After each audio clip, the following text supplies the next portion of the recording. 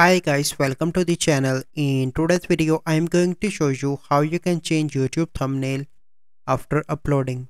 So first step you need to do is to open your YouTube channel.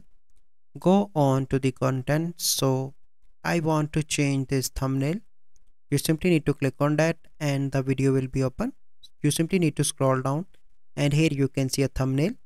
You need to hover above on it and here you can see three dots. Click on that dots and here you can see two options, change and download. And if you want to download the previous one, you simply need to click on that, and if you want to change, you simply need to click on that.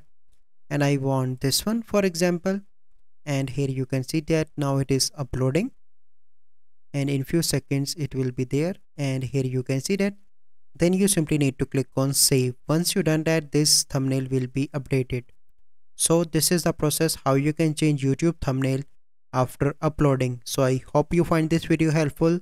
If you find this video helpful, must like this video, subscribe to our YouTube channel for future videos. We'll see you in the next video. Thank you. Have a good day.